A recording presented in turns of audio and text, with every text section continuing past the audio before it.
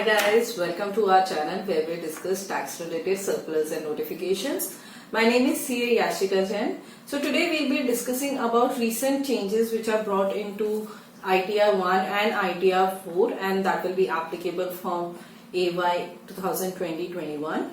So the three key changes which are brought into ITR 1 are: one is if you own more than one house property, or if you own a house property which is jointly owned, then you are not eligible to file ITR 1, you will be required to file ITR 2. So in case of, irrespective of the number of house properties, even if one house property and it is jointly owned, the assessee is not eligible to file ITR 1. Second is in terms of expenditure. So if you make an expenditure or you spend more than 1 lakh towards electricity charges in a year, or if you incur more than 2 lakh rupees for foreign travel, it can be for yourself or for any other person or on behalf of any other person, then also you are not allowed to file ITR 1.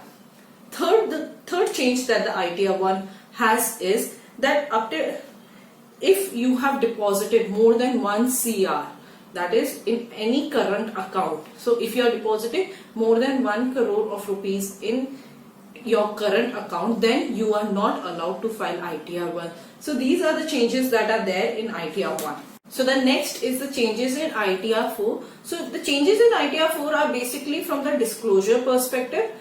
One, it says that if you have deposited more than 1 CR in your current account, then the amount has to be disclosed. So in ITR 1, we are not allowed to file the ITR in case more than 1 CR is deposited, 1 crore rupees is deposited in a current account. In ITR 4, you can file ITR 4, but a disclosure has to be given.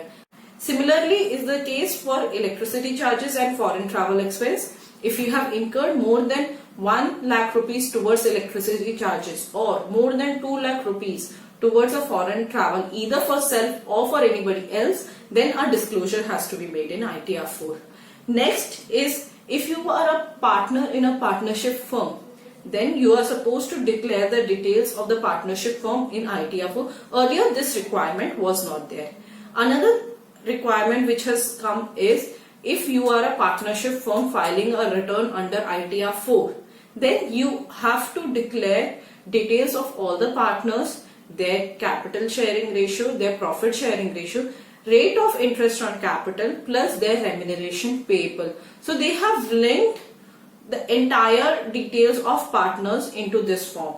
The last requirement which has come in ITR 4 is, so ITR 4 is primarily for assessees reporting income under presumptive income. Now what the presumptive income takes base is your gross receipts. So what now the ITR 4 says is that whatever cash and your bank receipts are there, provide a reconciliation statement of the same. How the reconciliation statement will be provided is opening balance, add receipts during the year, less payments made during the year, and you get a closing balance. Now what the clarification is still pending is whether only business related receipts and payments are to be reported or all the receipts and payments are to be related. Because when you see the ITR, it only says cash and details of all bank accounts. So the amounts that have to be reported are of entire cash balance and all the bank accounts that are owned by the assessee. So these are the few changes which has proposed. So in a gist, we can say that ITR 1 changes are basically ineligibility changes, that is, it states out the assessees who are not eligible to file ITR 1, whereas the changes in ITR 4 are for more of a disclosure requirement, that is the additions that have been made with respect to various declarations. I hope this video was useful to you all. In case you like this video, please give a thumbs up, subscribe to our channel. Thank you for tuning in. Bye.